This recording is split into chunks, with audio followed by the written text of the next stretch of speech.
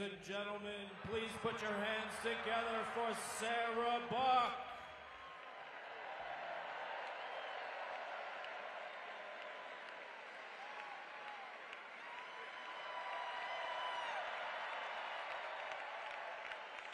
Hello, Utah! I'm Sarah Buck. I'm with Salt Lake Indivisible, and we are so happy to see all of you.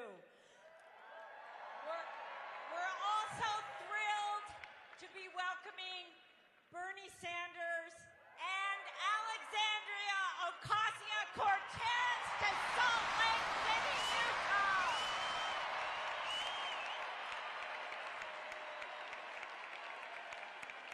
I'm also going to give a shout out to the volunteers from Indivisible who are here today helping this event happen. And I want to thank all of you, every single person, for showing up. It has never been more important to show up because Utah's 6 Republican members of Congress are not showing up. They are not showing up for town halls, and they are not showing up to hold the middle and protect our Constitution.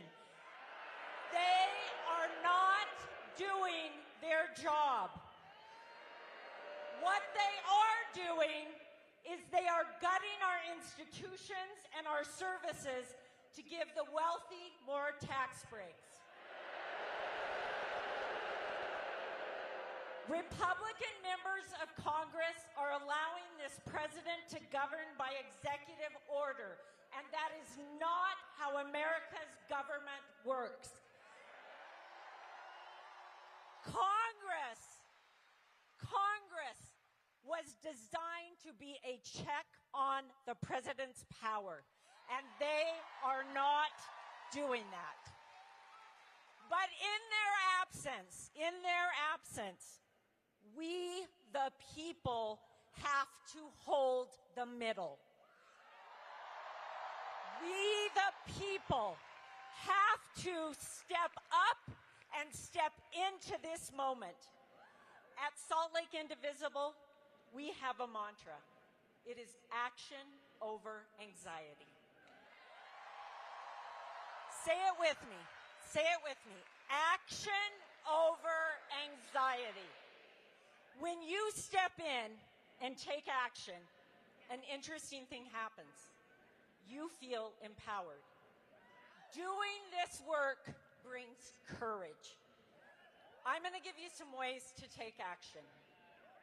First, keep showing up. Keep showing up. These mass mobilizations will be a powerful and a strategic part of holding the middle. So keep showing up. Call your Republican members of Congress. Raise your hand if you have 5 calls out. If you haven't got it, get it. It makes it really easy to contact your members of Congress. There is a silver lining in this moment that we are in. Republicans currently control the House, the Senate, and the White House. But wait, all of this is on them. The price of eggs, the price of gas, the tariffs, the unemployment, the chaos. Don't overthink this and say, but presidents don't really control the price of gas. When Biden was president, they claimed that we controlled the weather. Let's point that narrative back at the Republicans. The mess they're creating is theirs. Make them own it.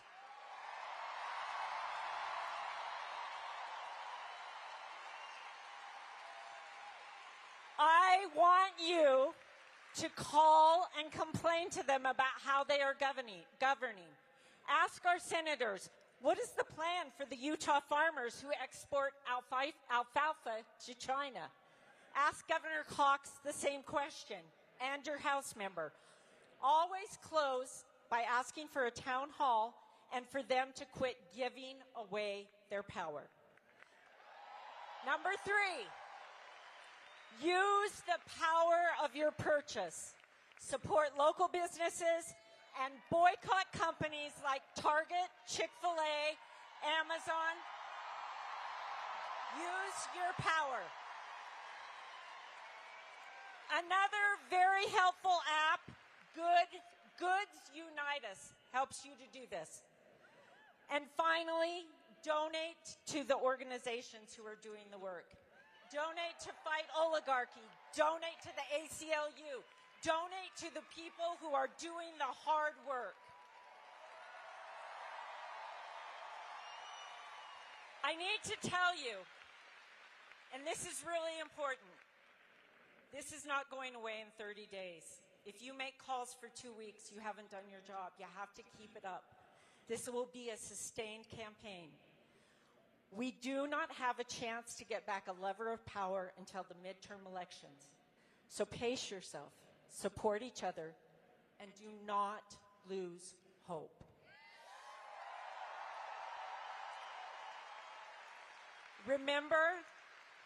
Please remember that hope is contagious, and your actions inspire others. Do not allow this moment to break your heart, but let it break your heart open so that you have the capacity to help those being harmed and to do this work.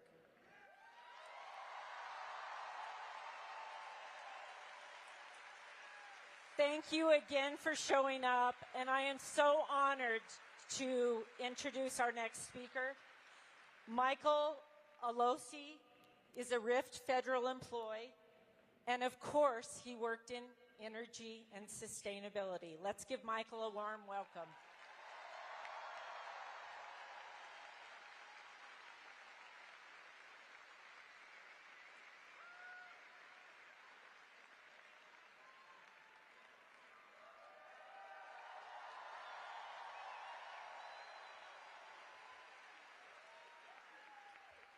Hey everybody, wow, not what I was expecting to be doing today. I worked for 16 years serving the American public fighting climate change. It was more than a career, it was my calling. A month ago, Doge riffed me.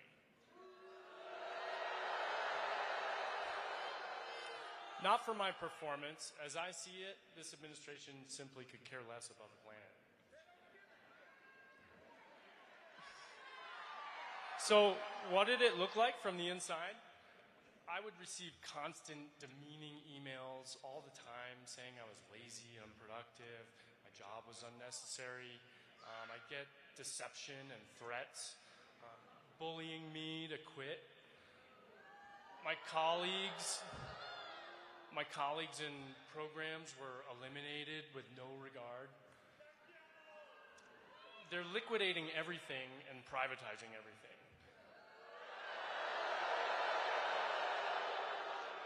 At least now I'm free from the mental abuse. This hit my family hard. My ex-wife was also riffed. Her job, helping people access health care. Ironically, now we're scrambling to find health care for our 3 kids.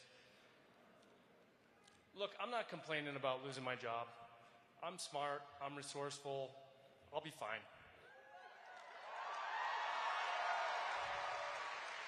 But I feel an obligation to tell you the big picture I see. Our country's under attack. This isn't about efficiency or saving money. The ultra-rich are just dismantling the safeguards that protect our democracy. The federal workers are in the way. If we're gone, there's no one left to check their power and stand up for you. Who will ensure corporations are honest? Food and water are safe. Our elections are fair. They don't care about you. They only know greed. You're just a number to exploit. Go read about Project 2025 and techno-libertarianism. Then you'll know what they're up to. But it's scary stuff. Try not to freak out. I'm so confused.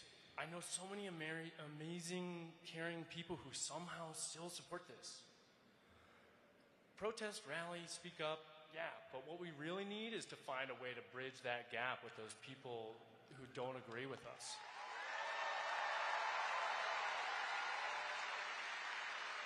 And hey, I'm frustrated about this. I struggle with this topic, but we have to figure out a way. Don't preach, actually listen to what they're concerned about. Help them understand how this impacts them. We can't fix things without them. This isn't about right and left anymore. It's about right and wrong.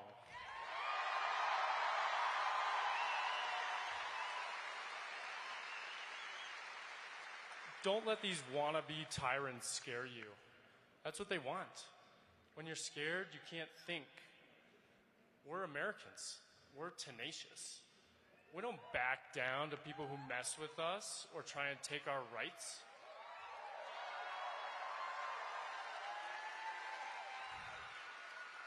But they're moving fast, so hurry up.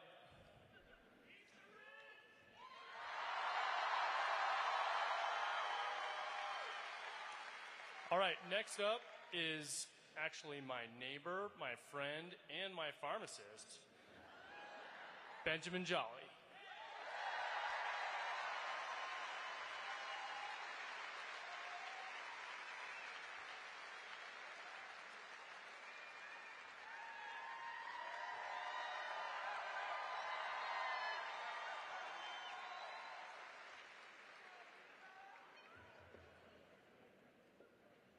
The Oligarchs are at war with people that work for a living. I am a pharmacist. I'd like to tell you about how that war plays out in my world. So, I work at Jolly's Compounding Pharmacy, a pharmacy my grandpa started 70 years ago.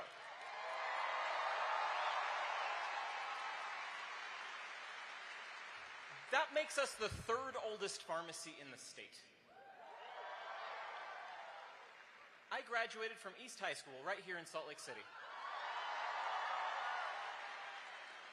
Now, Salt Lake City School District uses, for their pharmacy benefit management, a company called CVS Caremark. Last year, CVS convinced the school district that they would save money by telling all of the teachers, you have to go to CVS to get your prescription refills. This means that me, an East High School graduate, cannot get paid to care for the teachers that taught me the math and chemistry I use every day. This Monday, I billed CVS Caremark, and they said, we'll pay you 35 cents for this prescription for this patient. It was a month's supply of seizure medicines. And then they said, we'll take back 30 cents for our processing fee to process it through our computer.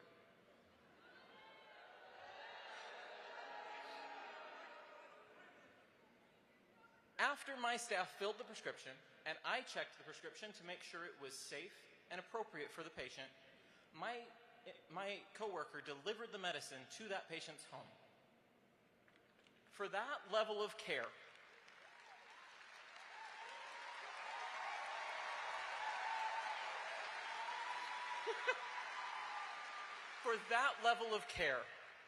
CVS paid me a whole nickel.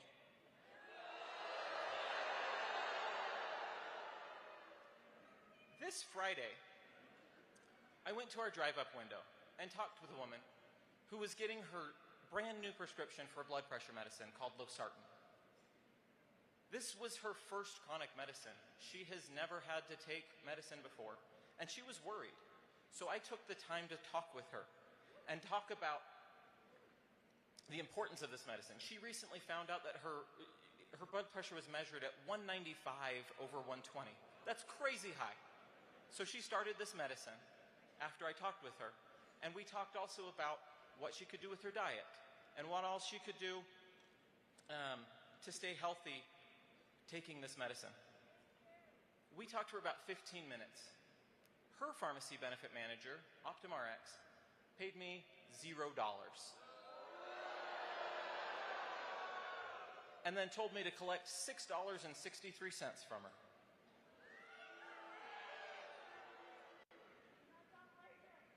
Last year, the Mississippi Board of Pharmacy audited her PBM, OptumRx, which is the division of United Healthcare, and found, yes,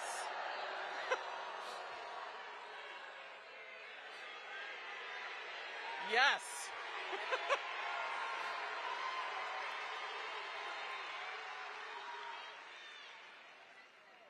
when Mississippi audited them, they found that they pay their own pharmacies 27 times as much as mom and pops like Jolly's. As a result of this corrupt, self-dealing behavior by Fortune 10 companies, just since January of last year, 3,178 pharmacies have closed nationwide. Hundreds of thousands of Americans now have to drive more than 30 miles to the nearest pharmacy or hope that mail order will come on time and undamaged. You may have noticed here in Salt Lake that you go into an IHC clinic and there's no longer a pharmacy there, just an empty shell where there used to be one.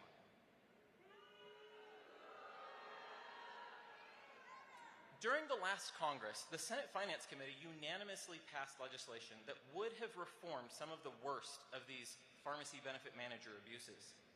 In December, it was included in the budget package, and I started to get hopeful that pharmacists like me would see change. And then, Elon Musk started tweeting that the bill was too long.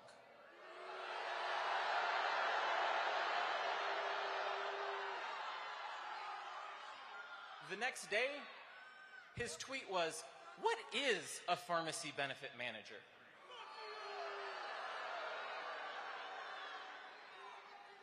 You should be able to go to the doctor of your choice, not just the clinic that your insurance company owns.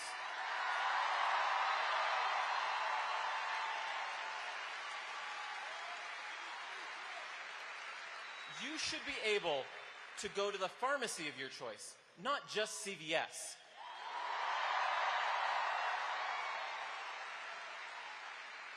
It should be illegal for CVS to be in charge of paying pharmacies when they are the biggest pharmacy. It should be illegal for United Healthcare to tell you which doctor to go to and be in charge of paying doctors when they employ 100,000 physicians today.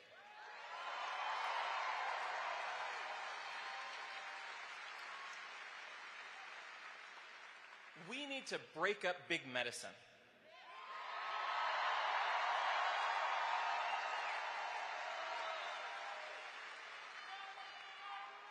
If you agree with me, go to breakupbigmedicine.com and join my fight.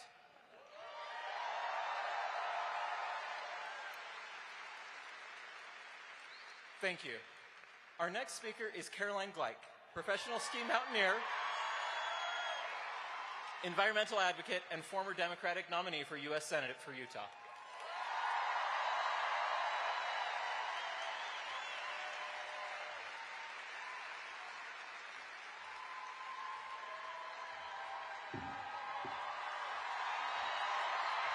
Hello, Salt Lake City! Hello, Utah! Now take a moment, look around. This is Utah Rising. I'm Caroline Gleich. I'm an athlete, advocate, proud Utahn. I'm so honored to be here with you, and seeing this turnout gives me chills. And how amazing is it that Bernie and AOC are here with us in Utah? And they are here because Utah is changing. The people currently in power see it and they're nervous. They're getting scared because this is the new era of people-powered politics.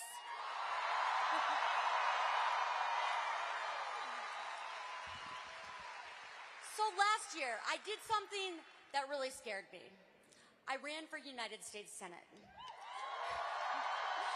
And it was honestly one of the scariest things that I've ever done, which says a lot because I've climbed the highest mountains in the world and I've skied the steepest mountains here in the Wasatch. But I ran because I saw our state and country going backwards. I saw our Utah leaders deciding to ban books and pride flags. Well, doing that while letting hate symbols go unchecked. I saw them silencing voters through rigged maps. I saw them blocking workers from organizing, selling our public lands, and policing. They're policing what bathrooms we go to while we breathe toxic air. Our Utah leaders, our government is literally in the toilet. And that is not democracy. That is authoritarianism in disguise. And growing up, I grew up in a frugal household. I wore my brother's hand-me-downs. I learned how to sew clothes. I juggled multiple jobs, and like so many of you, I've known what it's like to fear that an injury or illness or deciding to become a parent could cost you your job. And that's not freedom. That's not freedom. That is not the American dream that we were promised, because the real American dream is simple. If you work hard, you should be able to breathe clean air. You should be able to see a doctor. You should be able to afford to buy a home. And you should be able to retire with dignity. That is the promise we are fighting for.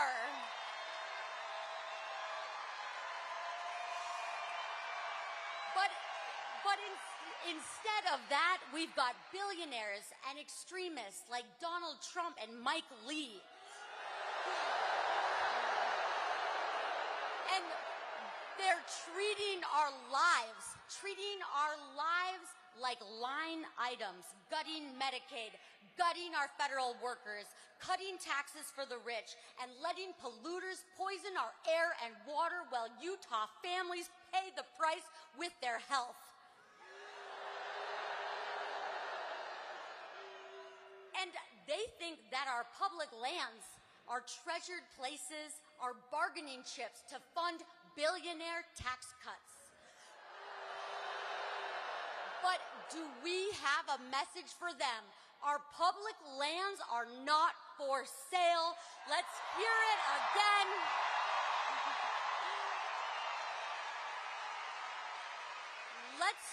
Let's hear this again, and this time let's do it together.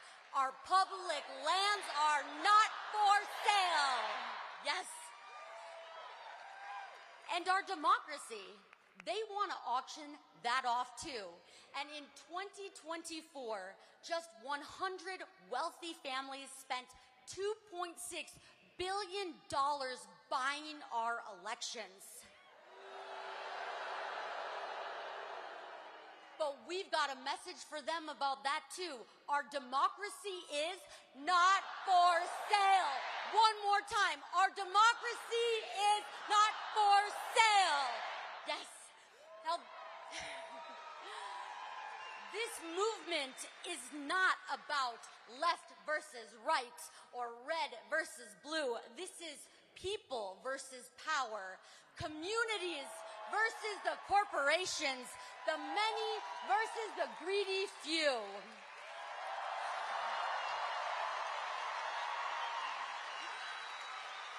And here is the truth. Look around. We are the power.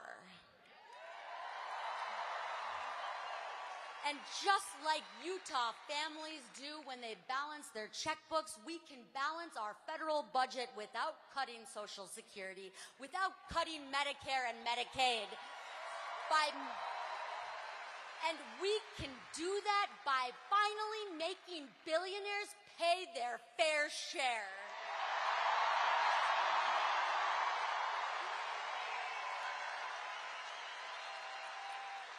We can get big money out of politics and send a message loud and clear. If you sell us out, we will vote you out. But now is our moment to run for office. Whatever experience and background you have, you are qualified. It is needed in politics and government today. You all have the qualifications to run for office. Please really think about it. We have to contest every single race up and down the ballot, every county in Utah. We cannot let Republicans run for any seat unopposed.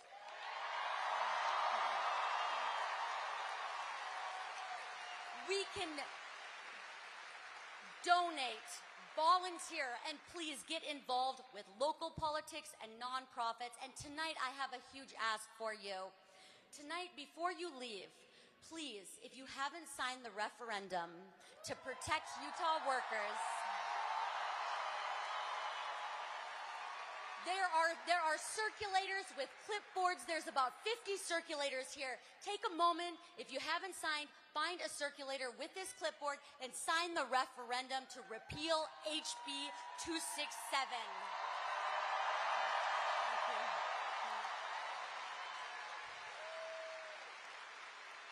And together, we can reclaim the American dream, and not the billionaire version, the people's version, a future worthy of our dreams, our children, and our planet.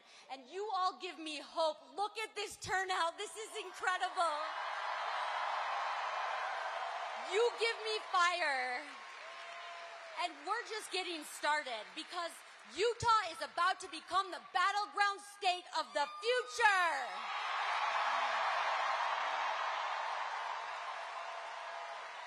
So when I say Utah, you say Blue-Taw. Utah. Utah. One more, Utah. So many underestimate us and underestimate our states. But as a 5'2" woman, I know what it's like to be underestimated. I know what it's like when people tell you that your dream is too big and impossible.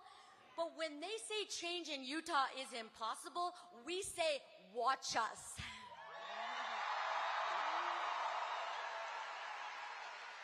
And now, we're going to hang tight, because in just a few minutes, we will be welcoming Bernie and AOC up to the stage. Okay. So now it is my immense honor to introduce someone who has challenged the establishment. She deeply inspired my journey to run for office. She spoke truth to power, and she won. Utah, let's make some noise for the one, the only, Congresswoman Alexandria Ocasio-Cortez. Woo!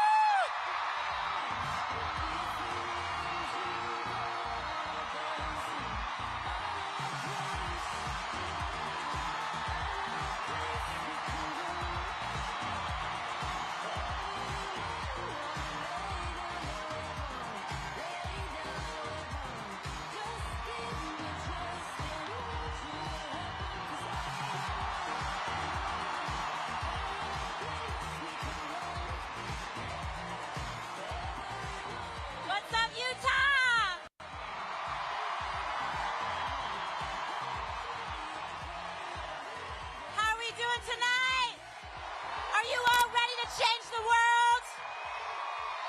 Are you all ready to change this country? Good, because it starts in places like Salt Lake City. Thank you. It is incredible, incredible to be here tonight with you all. You know, I love you too. We're actually seeing that our numbers tonight looks like we've got 20,000 people here tonight. We've got 5,000 people outside who just want to be part of this moment. So thank you, thank you, thank you all so much. And I want to thank each and every one of you for taking and making the effort of being here today, for taking the time out of your days in order to show up here tonight. So thank you. My name is Alexandria. Some of you may know me as AOC. And we are all here together because we share the frustration and heartache that comes from watching those in power actively tear down or refuse to fight for everyday working Americans like us. And we're here because an extreme concentration of power, greed, and corruption is taking over this country like never before. Oligarchy in America. And we must acknowledge the terrifying moment that we are in right now, and that what we are hearing and seeing with our own eyes is, in fact, happening. We are watching as our neighbors, students, and friends are being fired, targeted, and disappeared. It is real. People we love are being targeted and harassed for being LGBTQ. Our coworkers, U.S. citizens and immigrants alike, are being disappeared off the street. Educators are being fired for teaching American history accurately, and activists are being detained with no charge or evidence for using their First Amendment rights, especially if they are using them to try to end the war in Gaza. In fact, the Trump administration admits that it has jailed a young father and husband, Mahmoud Khalil, without any evidence or charge of a crime. And they admit that they have thrown him in a cell thousands of miles away from his family in New York because he attended a protest, and are detaining him for the content of his speech and nothing more than that. But let's be clear, Utah. Donald Trump's detention of Mahmoud Khalil for his speech is anti-American. And we demand his release, along with the release of Rumaisa Ozturk, who he is also jailing for writing an op-ed in her school paper. And we demand this, Utah, because we do have power in this moment. All of us do, you do, and everyday people do. And it will never be just institutions and officials alone that uphold our democracy. It will always be the people, the masses, who refuse to comply with authoritarian regimes, who are the last and strongest defense of our country and our freedoms. Because we know that a better world is possible, and we are willing to do something about it. But to get there, we must be honest about how we got to where we are right now. Because this moment didn't come out of nowhere. It has been a long time coming. The destruction of our rights and our democracy is directly tied to the growing and extreme wealth inequality that has been building in America for years. It is not a coincidence that billionaires like Elon Musk dumped billions into this election to elect Donald Trump. And he sure isn't doing it out of charity. For years, we have known that our political system has slowly but surely become dominated by big money and billionaires. And time after time, we've seen how our government and laws are more responsive to lobbyists than to the will of everyday people. And we also know that the agenda of dark money to keep wages low and loot our public goods to give to the rich is deeply unpopular with the people of all parties. But just look at what Republicans have been quietly doing in Congress, voting to advance cuts on hundreds of billions of dollars from Medicaid and veterans benefits so that they can take that money and give it to the billionaires in the form of tax cuts and sweetheart deals to billionaires like in companies like SpaceX. And you know who from Utah voted for that, by the way? Both of your senators, Mike Lee and John Curtis. And Salt Lake City's own House members, Blake Moore and Celeste Malloy. And they know, Utah, that that's not what you want. They know that it is deeply unpopular. They know that it hurts working families from Utah. But they know that they are not there to serve the working class. They are there to serve themselves and the billionaires who paid them. But they also know that the only chance they have to get away with such an unpopular agenda is to stoke deep divisions along race, identity, and culture to keep us fighting and distracted from one another. And this has been the big money playbook, not just now, not just today, but it has been for decades. And that is why Donald Trump is not an aberration. He is the logical, inevitable conclusion of an American political system dominated by corporate and dark money. And if we are to defeat him, Utah, we must defeat the system that created him. We are at a crossroads in America. We can either have extreme and growing wealth inequality with the toxic division and corruption that it requires to survive, or we can have a fair economy for working people along with the democracy and freedoms that uphold it. Oligarchy or democracy, but we cannot have both. I grew up in a working class family. My mom cleaned houses, and my dad worked to build a small business. My parents worked themselves to the bone so that my brother and I could just have a shot. The American dream. And for a moment there, it looked like we were going to make it. We had a home, bills were getting a little less stressful to pay, and I was doing well in school. But what may have looked like a modest life to others was a dream come true for us.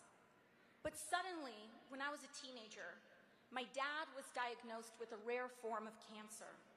And after a long fight, we lost him. And he actually passed away in September of 2008, just as the economy crashed in the Great Recession and millions of jobs across this country vanished. It felt like the world of our family fell apart as the larger world was falling apart too. And overnight, my mom was left to figure out how to provide for 2 kids by herself, put them through school, keep our house, pay off my dad's medical bills, all on a house cleaner salary. And that's how I became a waitress, because it was millions of innocent working families who paid the price while the billionaires and thieves who defrauded our financial system got off richer than ever before. And not a single one of them went to jail. And you know what, Utah? That is the story that Republicans mock. Not mine, but all of ours, when they say that a waitress or working person is unqualified to serve in Congress. But the fact is, many of us are far more qualified to know what real life is actually like than any of them ever will. And I tell this story not because it is special, but because of how common and normal it is. While the details may differ, so many of us know what it feels like for life to be one bad day, one bad piece of news, one major setback, from everything feeling like it's going to fall apart. And we don't have to live like this anymore, Utah. We can make a new world, a better country, where we can fight for the dignity of all people. And it looks like living wages, Utah. It looks like stable housing, Utah. It looks like guaranteed health care, Salt Lake City. And it looks like respect for all of our differences, no matter who we are or where we come from. Oligarchy or democracy. And we are here today because we choose democracy. We choose freedom. And that means that we choose to out-organize the oligarchy. We will do away, and we must do away with the power of big money. And that is why, even as a waitress with a long shot campaign, I decided that day that I would never take money from lobbyists or corporations, and I never will.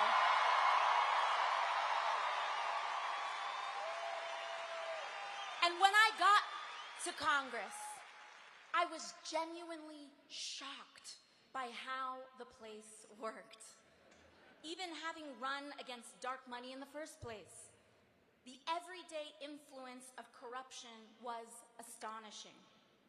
We have somehow conditioned ourselves to believe that it is normal for members of Congress who swore an oath to the people to somehow day trade individual stocks and make millions with the sensitive information we are entrusted with to serve.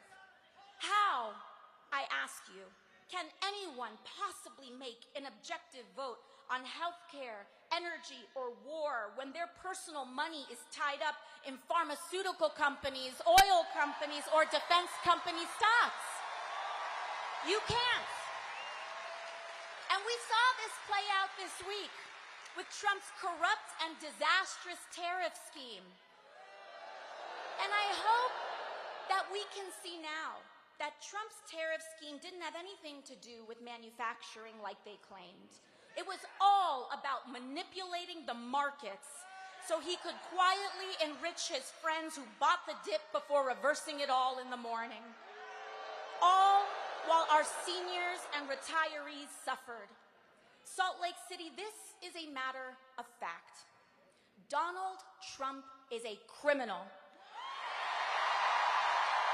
He was found guilty of 34 felony counts of fraud.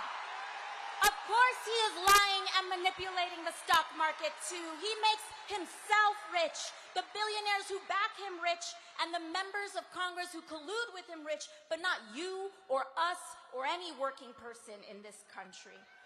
And to be clear, I don't care what party you are, Democrat or Republican. It doesn't matter how powerful or what position you have. Members of Congress holding and trading individual stock is wrong. It is corrosive, it is destructive, and it must be banned. And you can run the tape, because I have always held this position, whether it was Democrats or Republicans in charge. And I'll give you another example of something that's shocking when I got to Congress. Just this year, I was named to the Energy and Commerce Committee. This is one of the most powerful committees in all of Congress. And for years, lobbyists fought to keep me off it, in no small part because I believe in Medicare for all. And because lobbyists don't like what they don't control. And an interesting thing happened the day that it was announced that I was put on that committee. Our phones and the phones in my office rang off the hook. Our inboxes exploded with emails from virtually every corporate lobbyist under the sun. All of a sudden, they wanted to be friends. But you know what, Salt Lake City? Because of you all, because of your support, because you all show up, because you allow me to not take a dime in corporate money, you free me to say no. And we can free others to say no too. I've seen how these groups bully members of Congress. They threaten to take money away or threaten to spend it against them if they don't do what they want. And what they want is for our lives to be as expensive as possible on the lowest possible wage. And it trickles down to how life feels for working people today. But I want us to understand that this constant pressure that we feel in our lives, of the water rising up to our throats, the impossibility to afford anything easily, the fear of speaking up or being who we are in public, the bitter divisions driven more by online algorithms than the truth, the crumbling of our rights and protections. Understand that this, right now, is what it feels like to be governed by billionaires. This is what oligarchy feels like. Not someday, right now. The first step is for us to open our eyes. Because of course, it is a system that depends on division to enable inequality that will result in a president who is best at dividing us and most skilled at corruption. And it will also reward the Republicans in Congress who support that agenda no matter what crimes are committed. Big money is how we got Donald Trump.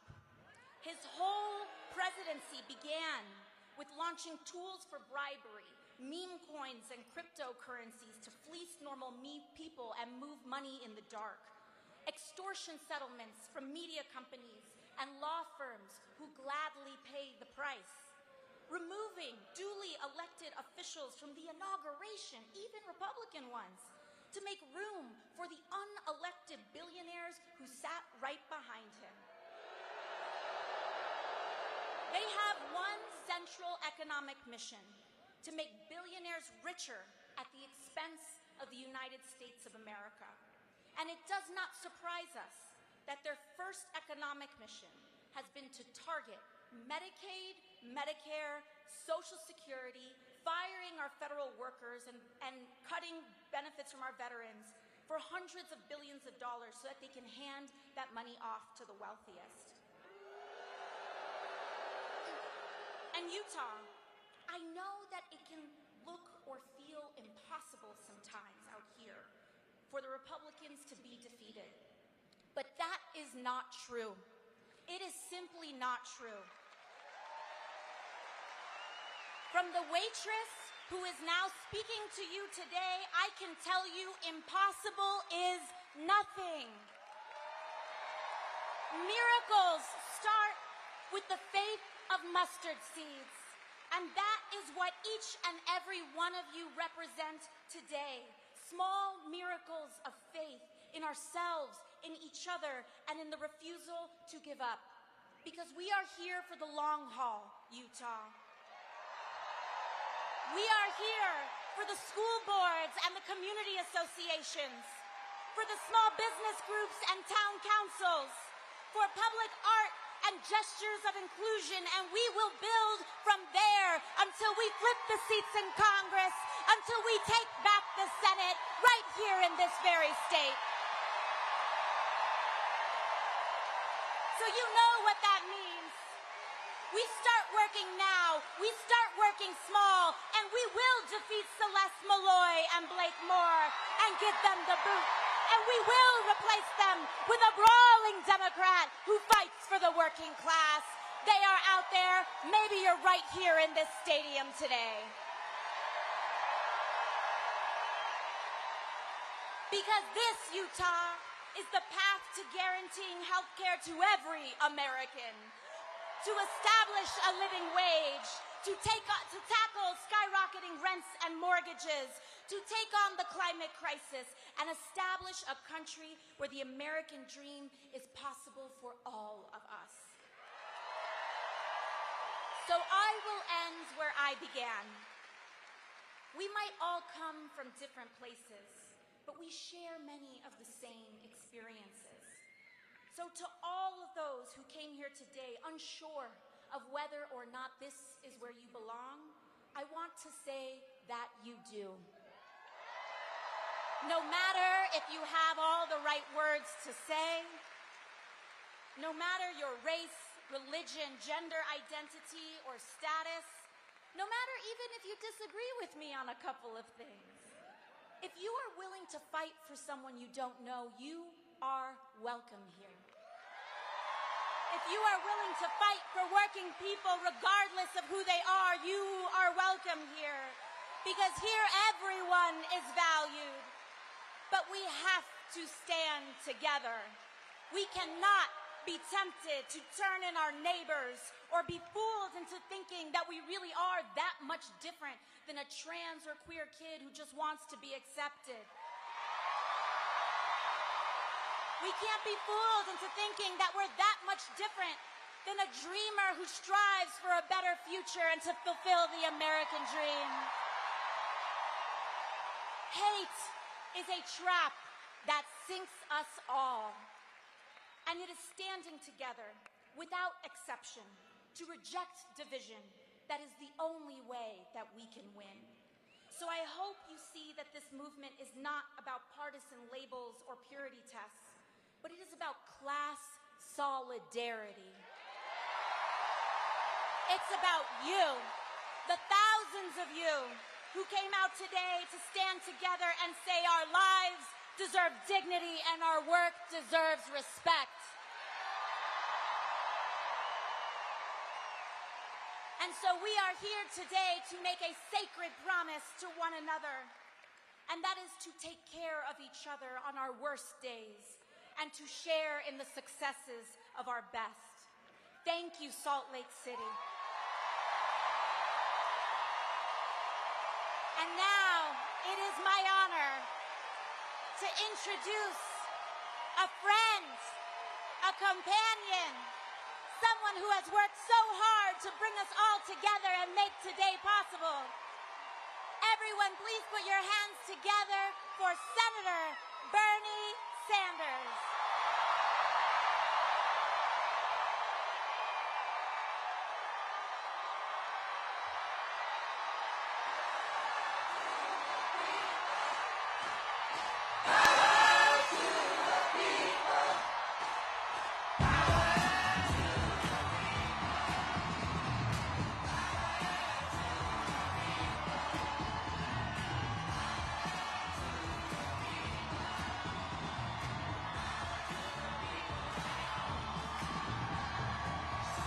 Thank you, Utah!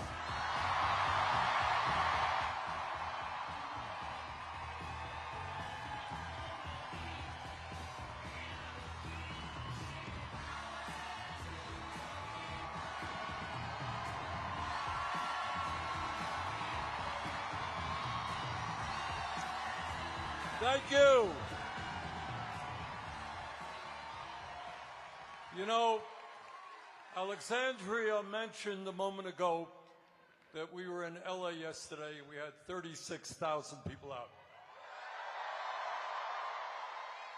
But in many ways, the 20,000 we have out today is more impressive.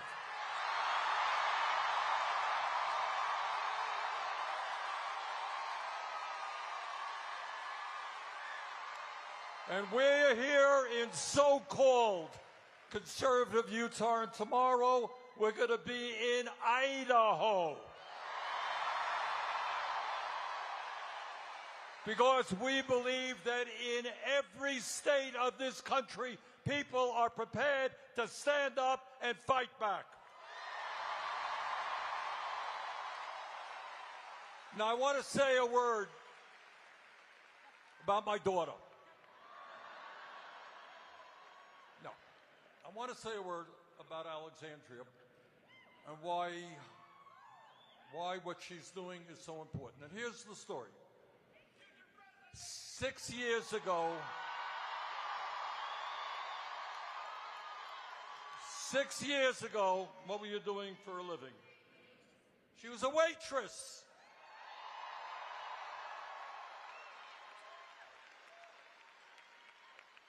But she looked around her and she saw a society that was fundamentally unjust and in many ways ugly to the people in the community in which she lived in New York City. She stood up and took on one of the most powerful people in the House of Representatives.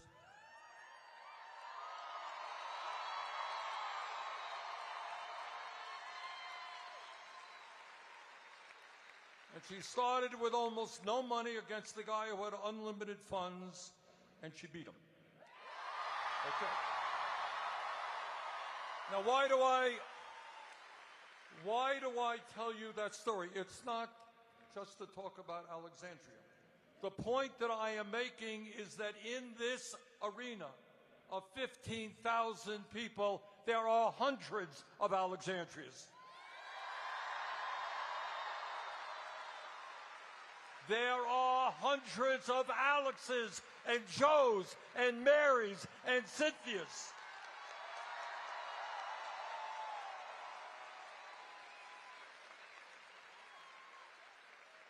And all across this country, we are going to need people to go outside of their comfort zone.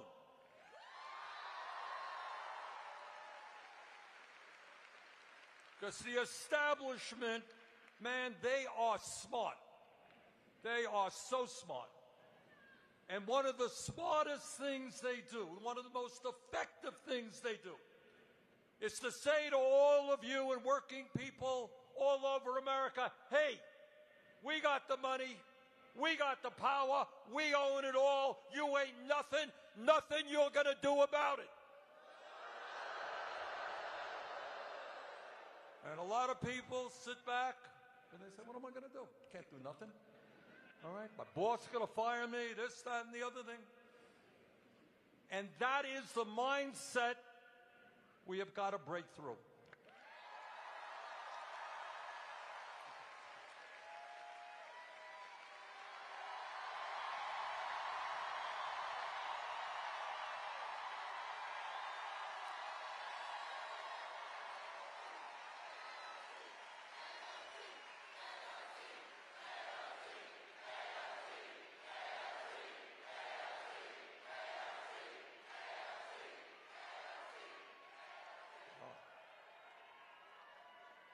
It's not AOC, and it's not Bernie.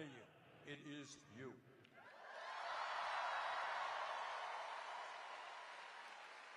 You don't need leaders. We need a mass movement of millions of people.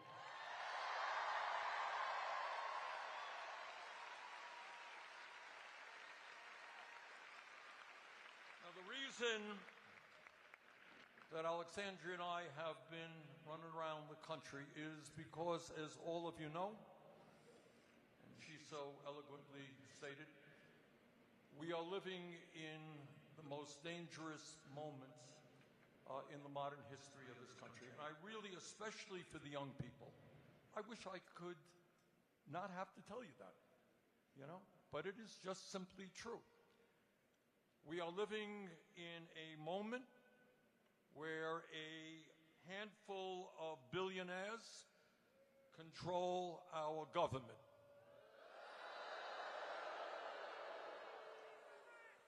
You know, for many years I have been talking about oligarchy in America, and people say, well, you know, Bernie is just giving a speech. But anybody, I have to thank, you know, Trump for educating the American people about what oligarchy is. You know, we can talk about it as an abstraction, but when Trump gets inaugurated and standing right behind him, and I had the remarkable, unreal, surreal experience of being in the front row, just like you guys are. I got pushed into that, I don't know how, but there I was.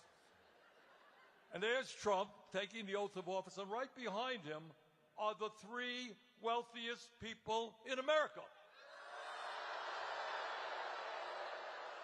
Mr. Musk, Mr. Bezos, and Mr. Zuckerberg. And if that is not enough to make you understand that we're living in an oligarchy, right behind them were 13 other billionaires that Trump had nominated to head up major federal agencies.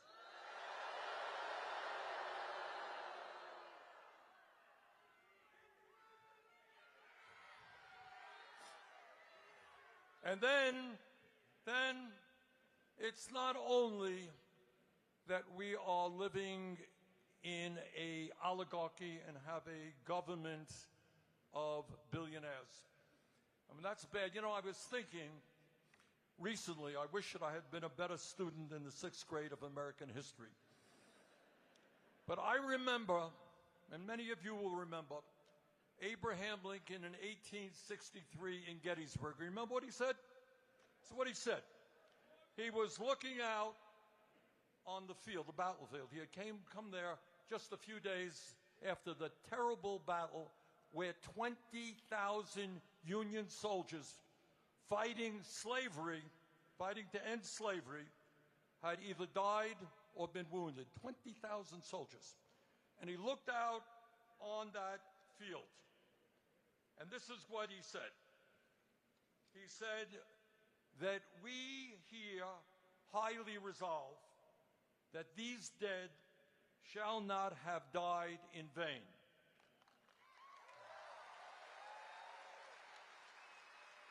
That this nation, under God, shall have a new birth of freedom. And then remember what he said? And that government of the people shall not perish from the earth.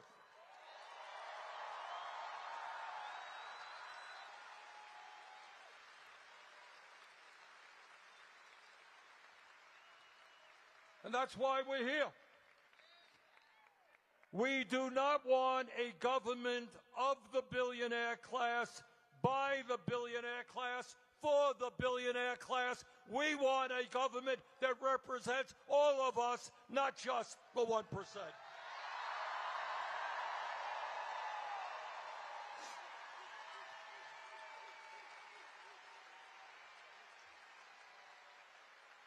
We don't want the richest guy on earth running all over Washington, D.C., throwing tens of thousands of dedicated federal workers out on the street, slashing the Social Security Administration so that elderly, disabled people are going to find it really hard to get the information they need to access Social Security. We don't want Mr. Musk and his friends proposing to lay off 83,000 employees at the Veterans Administration. We believe that the men and women who have put their lives on the line to defend this country deserve the highest quality health care.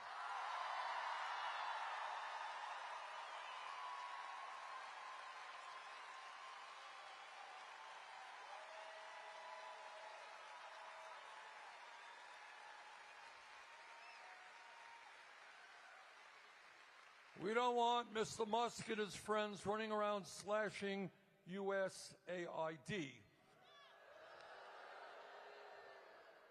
You know, some of the proudest things I think we feel is when we know our government has done things to help the poorest people on earth, children who would die of preventable diseases. That's what makes us a great country.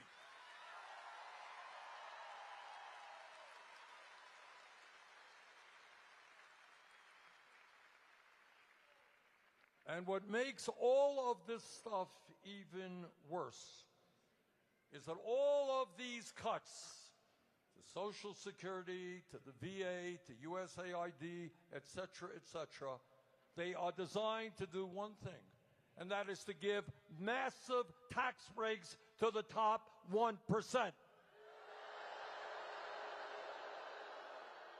At a time when our healthcare system is already broken. They want to cut Medicaid by $880 billion. They want to cut nutrition programs for hungry kids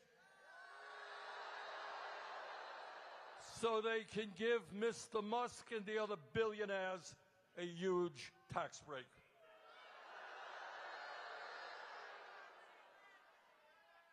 The power of the billionaire class exists not only in the economy. Today we have an economy with more concentration of ownership than we have ever had in the history of this country. You know what that means? It means that in sector after sector of our economy, a handful of large corporations control what's produced and how much you pay for those products.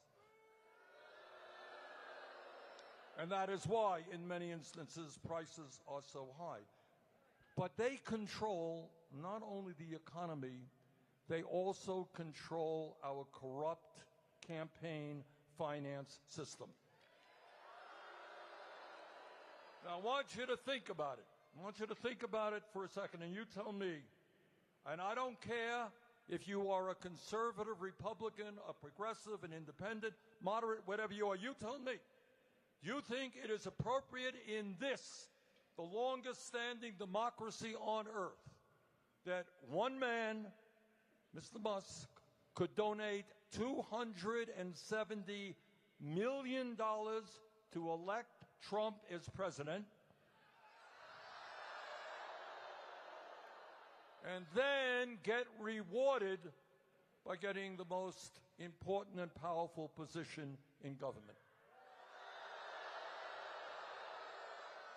But I have to tell you, it's not just Musk and Republicans, that corruption exists in the Democratic Party as well.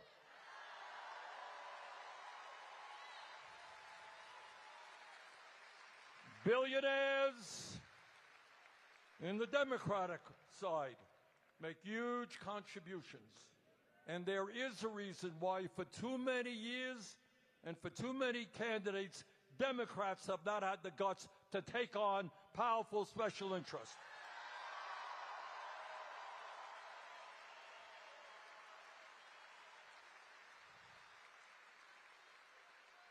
I want to say something else, and that is, I want to say a lot of things, actually.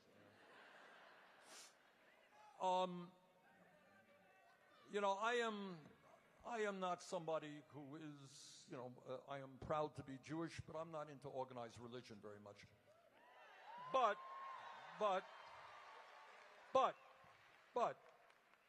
I do believe in moral values. Believe in that a lot. And I do believe, Christ's Sermon on the Mount, what did he say? He said, do unto others as you would have them do unto you. And it turns out that that principle, do unto others as you would have them do unto you, exists in virtually every religion on earth. It exists in Judaism, it exists in Islam, it exists in every religion. Treat people in the way that you would want them to treat you. Be decent to other people. Be kind to other people so they will be kind to you.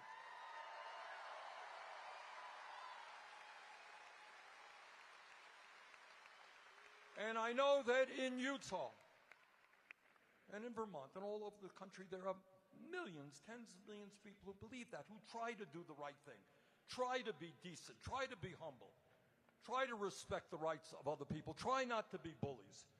Millions and millions of people hold that ethos very, very strongly. But I do want to say that in terms of the oligarchs in this country, they are also very religious people. But they have a strange religion. Their religion is greed, greed, and more greed.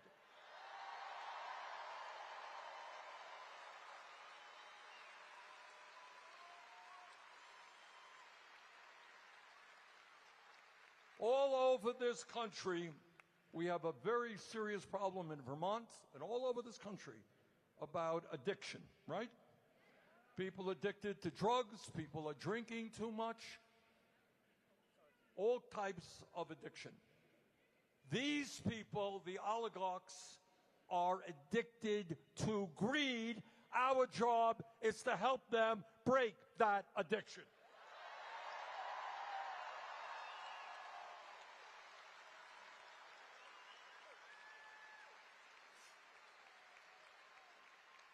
We cannot continue to live in a country where billionaires will step on people, take food away from hungry children in order to give tax breaks to people who don't need it.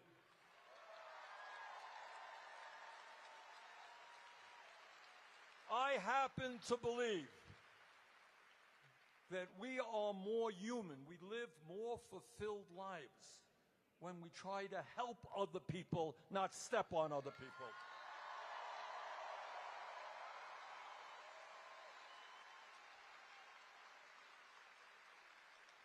But brothers and sisters, we're not just fighting oligarchy. We're fighting a president who undermines our Constitution every day, who threatens our freedom of speech and assembly, and whose agents are rounding up innocent people off the streets, throwing them into unmarked vans,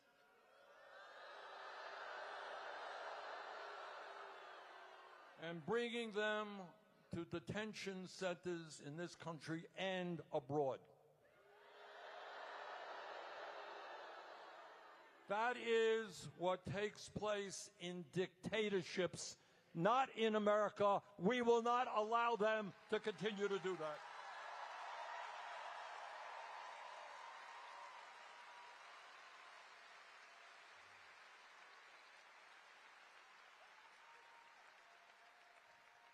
The founding, I find myself trying to remember my history lessons.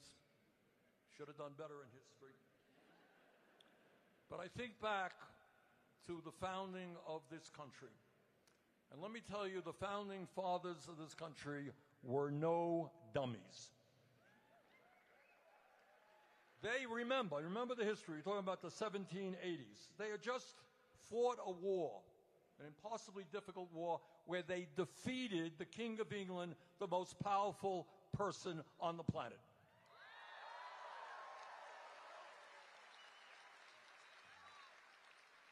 Let's hear it for George Washington.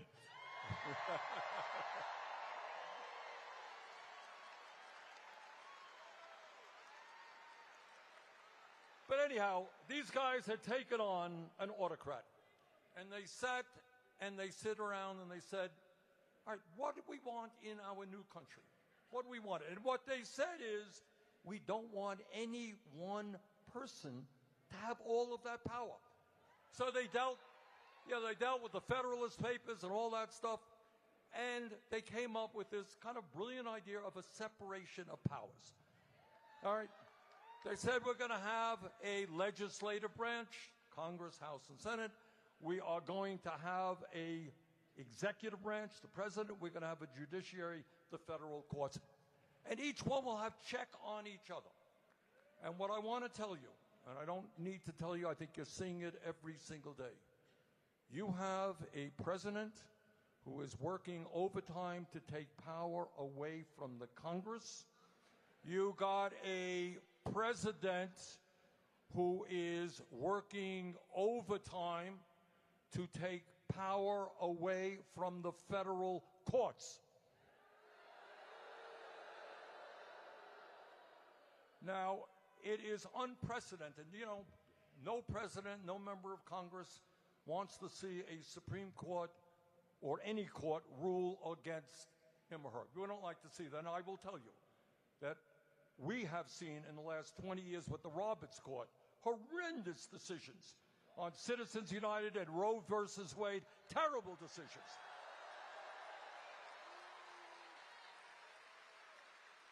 But we understand that we live in a rule of law.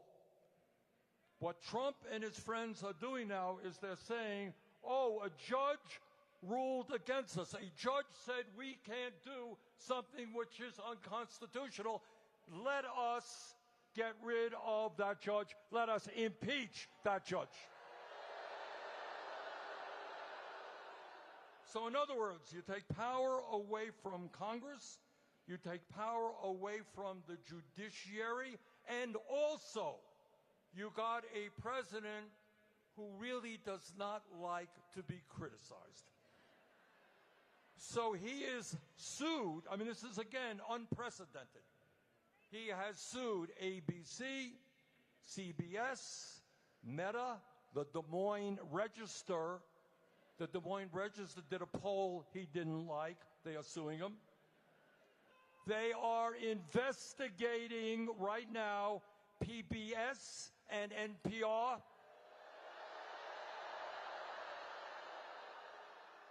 So you add it all together. And what I would say to Trump, if you cannot take criticism, get out of the political process.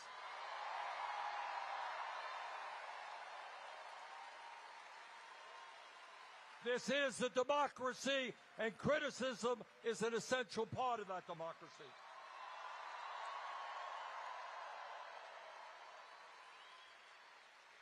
And I'll tell you something, and again, this is scary stuff. What Trump has done is gone after major law firms. You're familiar with this. He's gone after major law firms who had opposed him in the past, opposed him or his friends. And what is really disgraceful is that a number of these law firms whose job it is to defend the rule of law, they have caved in to Trump in order to get their millions and millions of dollars in government contracts. And he is going after universities. The function of a higher university, an education in general, is the pursuit of truth, wherever that takes us.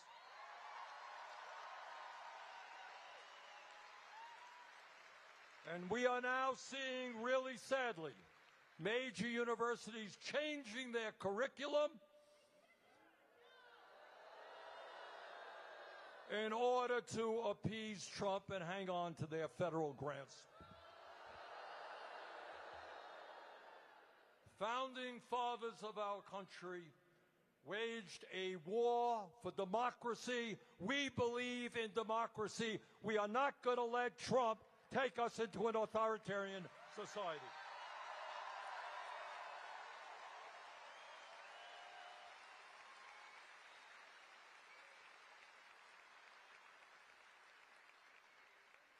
But it is not just domestic policy that we should be concerned about. For the first time in our 250-year history, we have a president who is aligning us with a terrible dictatorship in Russia.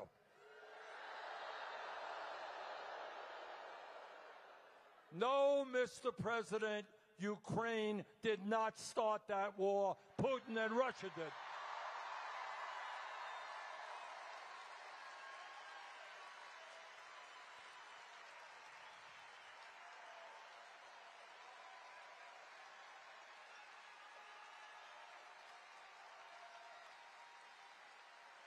And we're not going to sell out the people of Ukraine for Trump to make some partnership with Putin. But it's not just Ukraine. Not just Ukraine. I very strongly opposed the Biden administration when they provided billions of dollars to the extremist Netanyahu government.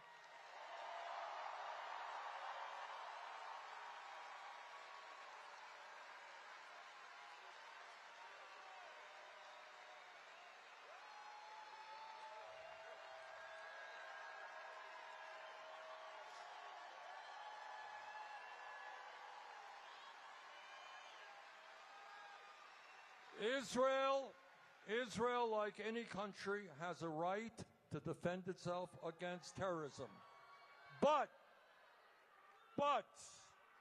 it does not have the right to wage an all-out war against the Palestinian people in Gaza.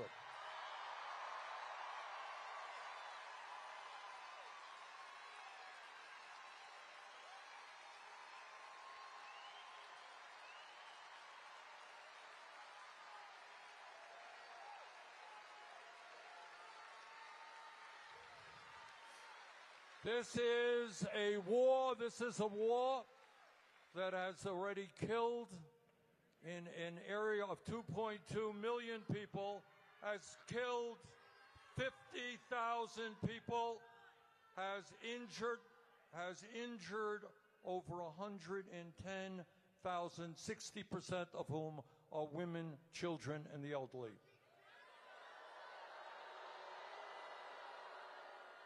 And to make a bad situation even uglier, Trump has now decided that he wants the United States to get rid of all of the people in Gaza so he can build a Riviera for his billionaire friends.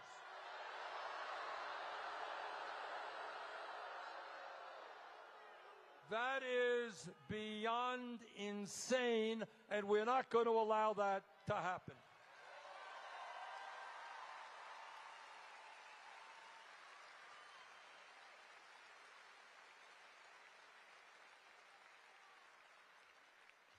Let's take a moment to do something that is not often done in the media, in the corporate media, or in the halls of Congress. And that is to tell the truth about what goes on in America today.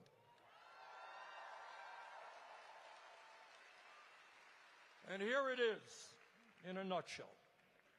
On one hand, you have the people on top who have never, ever had it so good in the history of America. Mr. Bezos, Mr. Musk himself, listen to this.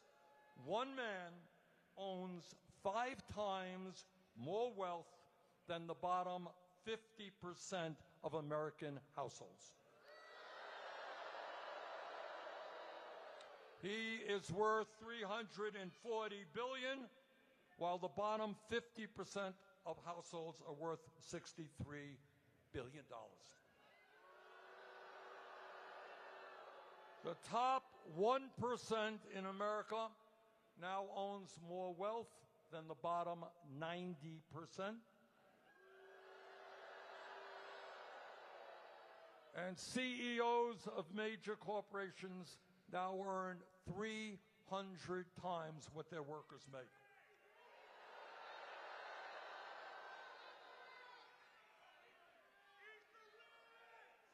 Now that is one America, and it's an America where these guys really are separated from the reality of American life. They fly around in their own jets. They own their own islands. They send their kids to exclusive schools. They have nannies. They live in their very separate world. That's one world. And then there is another world. And in that other world, in the richest country in the history of the world, 60% of our people live paycheck to paycheck. Does everybody here know what living paycheck to paycheck is about? Are some of you living paycheck to paycheck? Well, I know a little bit about it because I grew up in a family that lived paycheck to paycheck and grew up in a rent-controlled apartment. And let me tell you what living paycheck to paycheck is about. It is wondering what happens when your landlord raises your rent. It is wondering what happens when your kid gets sick and you can't take her to a doctor. It is wondering what happens to you when you can't afford the outrageous cost of prescription drugs. It is wondering what happens to you if your car breaks down. Think about this. If your car breaks down and the mechanic says it's $1,000 to fix the car, you don't have $1,000. What do you do if you don't have that $1,000? You can lose your job. You lose your job, your whole life is shattered. That's living paycheck to paycheck. And you know what the reality of all of that is? And I want you to hear this. As a nation, despite spending so much on health care, we live about 4 years shorter lives than the people in other countries.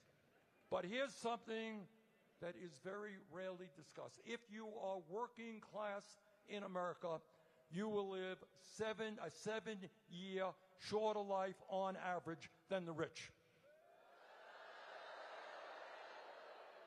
Why is that? Primarily stress. It's trying to figure out every single day, 365 days a year, how you're going to survive, how you're going to pay the bills, how you're going to take care of the basic necessities of life. And you do that day after day, week after week, year after year. It takes years from your life.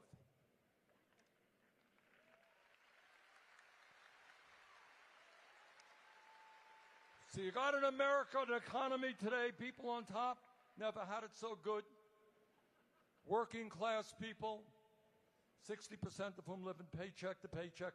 Hundreds and hundreds of thousands people living, working on for starvation wages. In America today, the richest country in the history of the world, we have the highest rate of childhood poverty of almost any major nation. In America, the wealthiest nation on earth, 22% of seniors are trying to get by on $15,000 a year or less. Half of older workers have nothing in the bank as they face retirement. Now, way back when, I'm a little bit older than most of you, I had the honor of being in Washington, D.C. in 1963 to hear Dr. Martin Luther King Jr.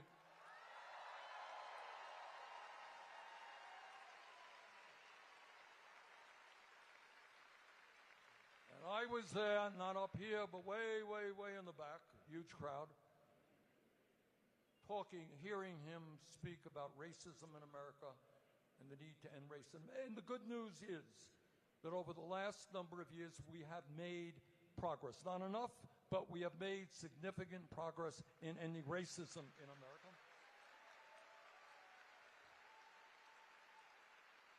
Not so many years ago, there were 2 women in the United States Senate. Today, there are well over 20, and there are... There were no women governors. Today there are many. Back then, hundreds of women died every year because they could not access a legal abortion.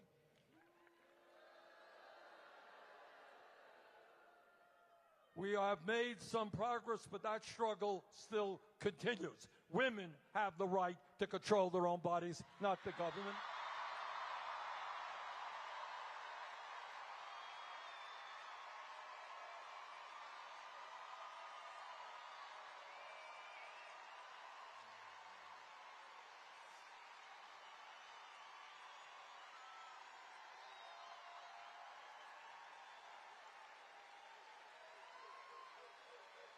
And I can remember as a kid that anybody who was gay, they never talked about it. They never made that public. They suffered in silence. And the idea then, oh, we need a medic here. Can we please get somebody here? All right.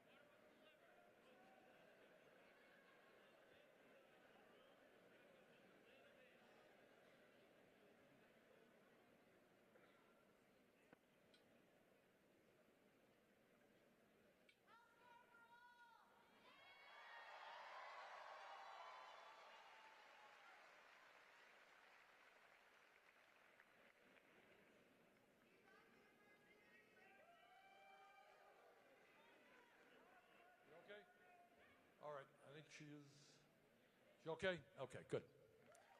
Thank you all.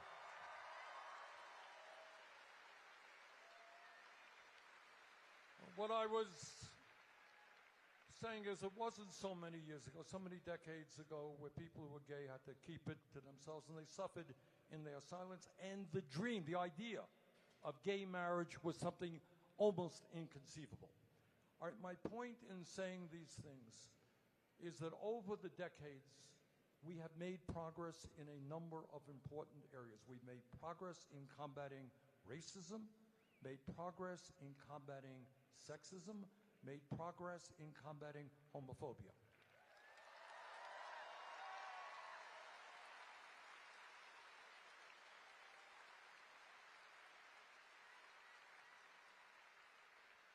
But there is one area where not only have we not made progress, but we have lost ground. And that is the economic struggle facing tens of millions of working families in this country.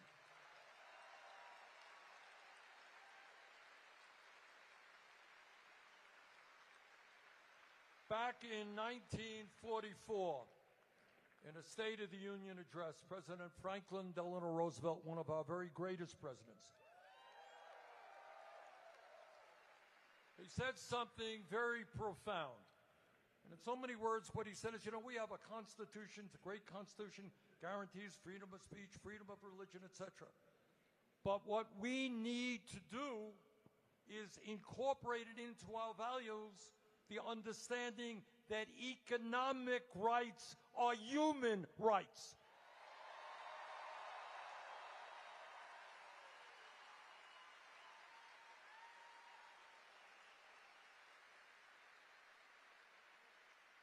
We are the richest country on earth, and new technologies are going to make us even richer. There is no excuse for children in America going hungry. There is no excuse for elderly people not being able to afford their prescription drugs. There is no excuse for 800,000 people sleeping out on the streets.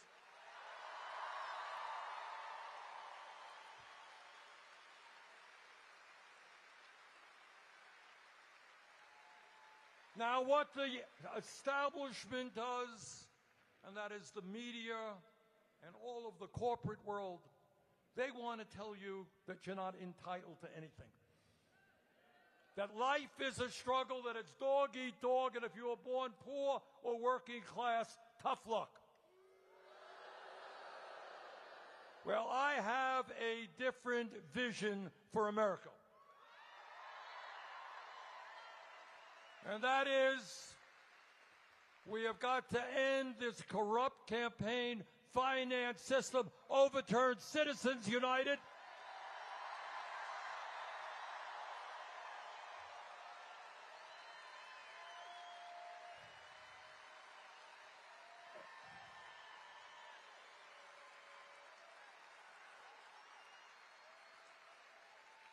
And move to public funding of elections. Elon Musk should not be funding our elections.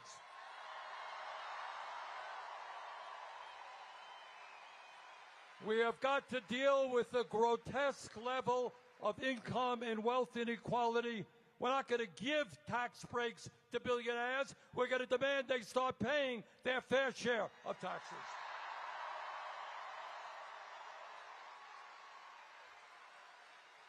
We're not going to tolerate tens of millions of workers trying to get by on starvation wages. We're going to raise the federal minimum wage to a living wage.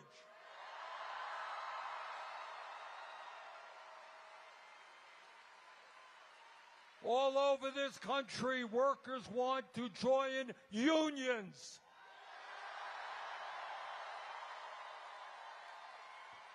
Because when you're in a union, you get better wages, better benefits, better working conditions. We're going to pass legislation that stops corporations from acting illegally against workers who want to join unions. A lot of people in Washington are talking about cutting Social Security. We're not going to cut Social Security. We're going to expand Social Security.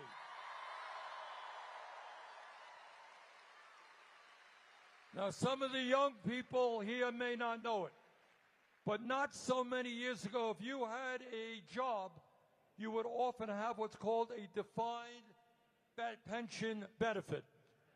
In other words, you worked and part of the benefits were that when you retired, you know you got to check every month for a certain amount. We got to bring back defined pension benefits.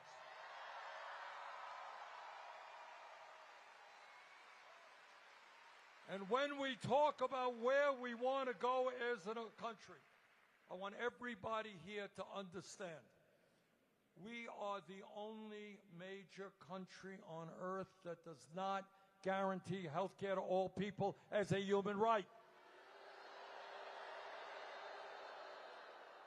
This is not a radical idea. We are spending twice as much per capita on health care as the people of other nations, and yet 85 million, and many of you here, are uninsured or underinsured. Large deductibles, yes? The function of a rational healthcare system is not to make huge profits for the insurance companies and the drug companies.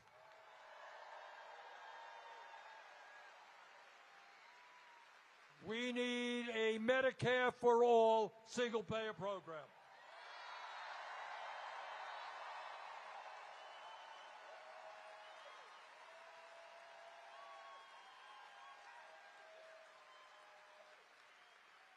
All over this country, in Vermont and all over this country, we've got a major housing crisis.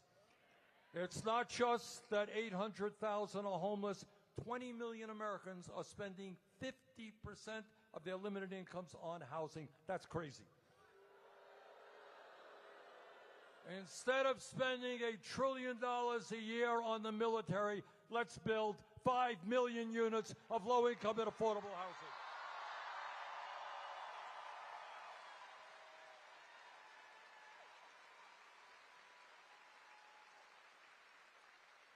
We live in a competitive global economy. We need the best educated workforce on earth.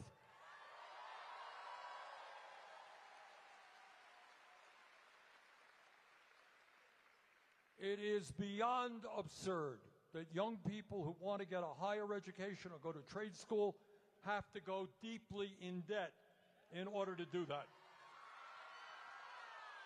Anybody here dealing with student debt? Okay. Just think about it. We desperately need more doctors, more nurses, more psychologists, more dentists, more construction workers, more plumbers, more electricians. We desperately need them. People should not have to go into debt to do the work that America desperately needs.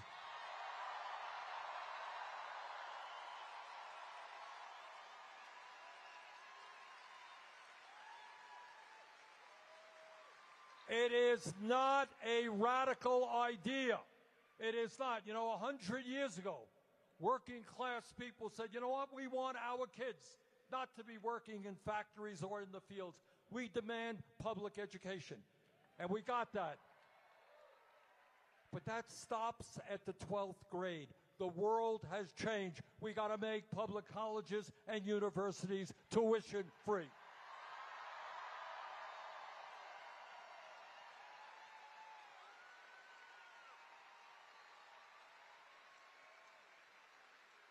We want the best educated population on earth.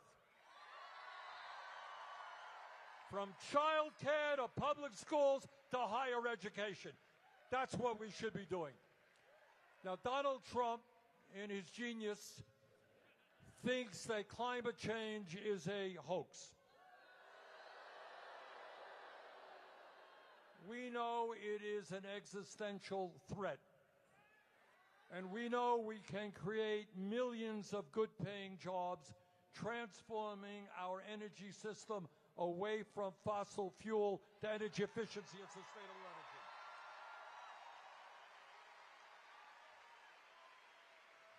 All right. My point in going through all of those, and there's a lot more we could discuss, but my point in going through those things is to tell you that economic rights, the right of all of our people, our men, women, and children, our older people, our sick people, to live in security and dignity is not a radical idea.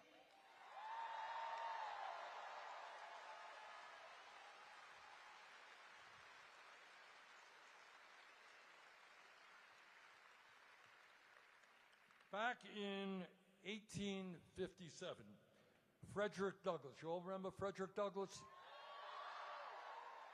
He was a great abolitionist, and in 1857, they were in the middle, obviously, of this great struggle to end slavery.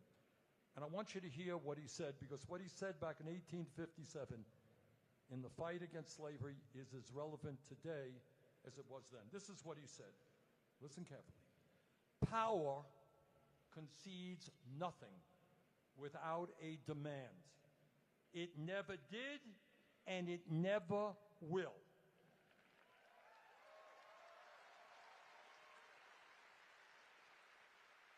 Find out just what any people will quietly submit to, and you have found out the exact measure of injustice and wrong which will be imposed upon them. And these will continue till they are resisted with either words or blows or with both. The limits of tyrants are prescribed by the endurance of those whom they oppress.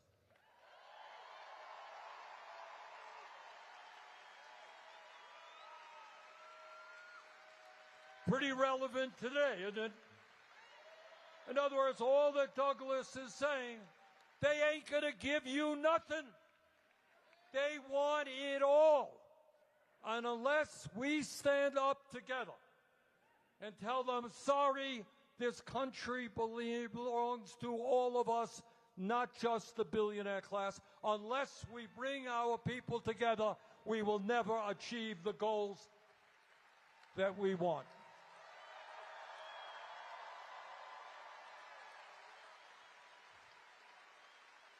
Now, I'm not a mathematician, but I do know that 99% is a hell of a larger number than 1%.